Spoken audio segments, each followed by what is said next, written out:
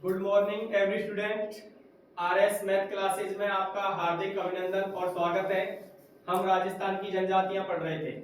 राजस्थान की जनजाति में हमारी एक जनजाति है जिसको हम पढ़ेंगे, जिसका नाम है सहरिया जनजाति। क्या नाम है? सहरिया। तो देखिए, सहरिया जनजाति के बारे में पढ़ा कि सहरिया जनजाति को भारत सरकार ने आदिम जनजाति की श्रेणी में रख रखा है।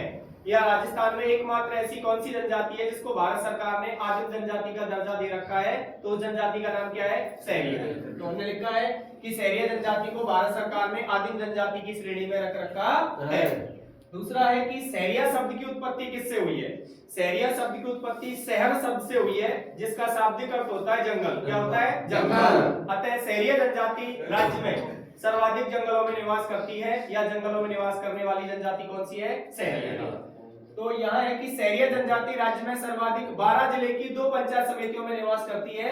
मतलब सहरिया जनजाति राजस्थान में 12 जिले में 98% निवास करती है। कितना प्रतिशत? 98%। और 12 जिले की कितनी पंचायत समितियों में निवास करती है? 2 पंचायत समिति में। एक पंचायत समिति का नाम है साबाद पंचायत समिति और एक का नाम है किशनगंज पंचायत समिति।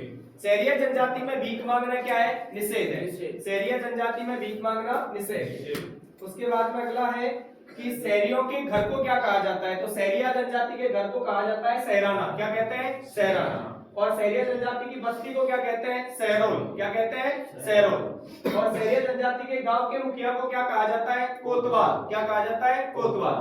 और सहरिया जनजाति के वस्त्र, सहरिया जनजाति के पुरुष वर्ग का जो साफा होता है उसको क्या कहा जाता है? कपड़ा कहते हैं। क्या कहते हैं? कपड़ा। ऐसा हमने भील जनजाति में पढ़ा है कि भील जनजाति के पुरुष वर्ग जो सफेद रंग का साफा बांधता है उसको पोत्या कहते हैं। क्या कहते हैं? पोत्या।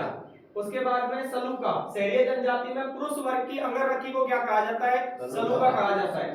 उसके बाद में पंचा, सहरिया जनजाति में पुरुष वर्ग की धोती को क्या कहा जाता है? पंचा कहा जाता है। उसके बाद में सहरिया जनजाति में धारी संस्कार पाया जाता है। कौन सा संस्कार पाया जाता है? धारी संस्कार पाया जाता है। ये मृतक व्यक्ति के 12वें दिन पता कर लेते हैं कि उसका पुनर्जन्म किसमें हुआ है। ऐसा एक संस्कार है, उस संस्कार को हम क्या कहते हैं? धारी संस्कार कहते हैं। उसके बाद में है कि सहरिया जनजाति में आटा संग्रहण करने के पात्र को, बर्तन को क्या कहा जाता है? भंडेरी कहते हैं। क्या कहते हैं? भंडेरी। सहरिया जनजाति में अनाज संग्रहण करने के पात्र को या बर्तन को क्या कहा जाता है? कुशीला कहते हैं। क्या कहते हैं? कुशीला। सहरिया जनजाति का कुल देवता किसे कहते हैं? तेजाजी को कहते हैं। किसको कहते हैं? तेजाजी को, जिसे काला बाला का देवता भी कहते हैं, कृषि का उपकारक देवता भी कहते हैं, और धौलावीर के नाम से भी इसे जाना जाता है। किसको? तेजाजी। उसके बाद में सहरिया जनजाति के गुरु को क्या कहा जाता है? सहरिया जनजाति के गुरु को वाल्मीकि जी कहते हैं। सहरिया जनजाति की कुल देवी किसे कहा जाता है? कौड़िया माता को कहते हैं। और उसके बाद में सहरिया जनजाति के 2 प्रसिद्ध नृत्य हैं। एक नृत्य का नाम है शिकारी, एक नृत्य का नाम है लहंगी। क्या नाम है? लहंगी। अगला है कि सहरिया जनजाति के प्रसिद्ध मेले कौन कौन से हैं? तो राजस्थान में सहरिया जनजाति के 2 प्रसिद्ध मेले हैं। एक मेले को कहा जाता है सीतावाड़ी का मेला। कौन सा? सीतावाड़ी का मेला, जिसे सहरियों का कुंभ भी कहते हैं। और ये मेला हाड़ौती अंचल का सबसे बड़ा मेला माना जाता है, या हम इसे हाड़ौती का कुंभ भी कह सकते हैं। ये मेला राजस्थान के केलवाड़ा बारा में भरता है। कहाँ भरता है? केलवाड़ा बारा। कब भरता है? ज्येष्ठ की अमावस्या को भरता है, जिस दिन बड़मावस होती है। क्या होती है? बड़मावस। उस दिन वट सावित्री जी का व्रत भी किया जाता है। उसके बाद में दूसरा इनका प्रसिद्ध मेला होता है कपिलधारा का मेला। कौन सा? कपिलधारा का मेला। कपिलधारा का मेला राजस्थान के 12 जिले में भरता है, और ये कार्तिक पूर्णिमा को भरता है। कब भरता है? कार्तिक पूर्णिमा को। कार्तिक पूर्णिमा को त्रिपुर पूर्णिमा कहते हैं। इस दिन राजस्थान में पुष्कर का सबसे रंगीन मेला भी भरता है, कपलमुनि का मेला भी भरता है, कपिलधारा का मेला भी भरता है, और चंद्रभागा का पशु मेला झालावाड़ झाबरा पाटन में भी भरता है। ठीक है। उसके बाद में अगला है कि एक जनजाति है राजस्थान में, उस जनजाति का नाम है कथौड़ी। क्या नाम है? कथौड़ी।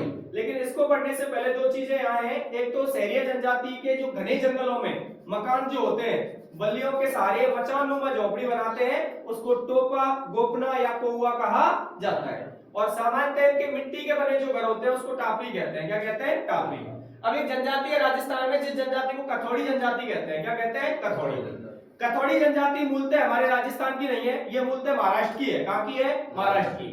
फिर भी ये हमारे राजस्थान के उदयपुर जिले की 3 पंचायत समितियों में सर्वाधिक निवास करती है। कहाँ पर? सराड़ा, पुराड़ा और झाड़ू। कथौड़ी जनजाति के दल के नेता को क्या कहते हैं? नायक कहते हैं। क्या कहते हैं? नायक। और कथोड़ी जनजाति का मुख्य पेय पदार्थ महुआ के वृक्ष से निकाली हुई शराब होता है। आदिवासियों की शराब को वैसे मोकड़ी कहा जाता है और आदिवासियों का कल्प वृक्ष राजस्थान में महुआ के वृक्ष को कहा जाता है। आदिवासियों का हरा सोना बांस को कहते हैं। किसको कहते हैं? बांस को। उसके बाद में नेक्स्ट है कि फड़का। कथोड़ी जनजाति की महिलाएं जो मराठी अंदाज में साड़ी पहनती है उसे क्या कहा जाता है? फड़का कहते हैं। क्या कहते हैं? फड़का। खोलरा। कथोड़ी जनजाति के सामान्यतः मिट्टी से निर्मित कच्चे मकान या घास फूस से निर्मित घर को क्या कहा जाता है? खोलरा कहा जाता है। कथोड़ी जनजाति के लोग खैर के वृक्ष से कत्था तैयार करने में क्या होते हैं? दक्ष होते हैं। अतः कत्था तैयार करने में निपुण होते हैं। और कत्था किस प्रणाली द्वारा निकाला जाता है? उसको हांडी प्रणाली कहते हैं। क्या कहते हैं? हांडी प्रणाली। कथोड़ी जनजाति की महिलाएं पुरुष के समान बैठकर शराब का सेवन करती है या पान करती है। अतः इनका मुख्य पेय पदार्थ कौन सा हो गया? शराब। उसके बाद में कथोड़ी जनजाति के दो प्रसिद्ध नृत्य हैं। एक नृत्य को कहा जाता है होली और एक नृत्य को कहते हैं मावलिया। क्या कहते हैं? मावलिया।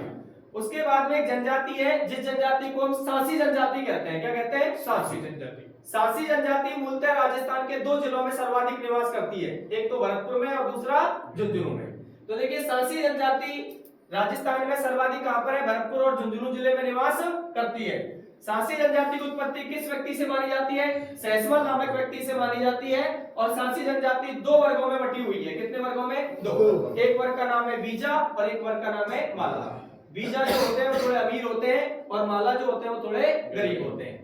उसके बाद में सासी जनजाति वर्तमान में खाना बदोश जिंदगी जीती है। जैसे पहले थी वैसे ही वर्तमान में अभी तक जनजाति के भेद को नहीं खोल या भेद को नहीं भेद पाई है ना। उसके बाद में सासी जनजाति में चोरी करने को क्या माना जाता है? विद्या माना जाता है।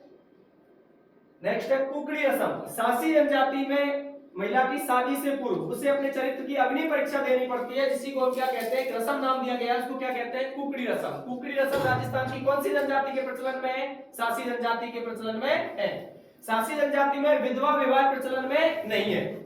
उसके बाद में सासी जनजाति का संरक्षक देवता किसको कहते हैं? बांकरी बाबजी को कहते हैं। और सासी जनजाति का प्रसिद्ध मेला पीर बल्लू शाह का मेला कहां बढ़ता है? संगरिया भरतपुर में बढ़ता है, जून माह में बढ़ता है। आज के लिए ही इतना ही, बाकी का कल पढ़ेंगे ना।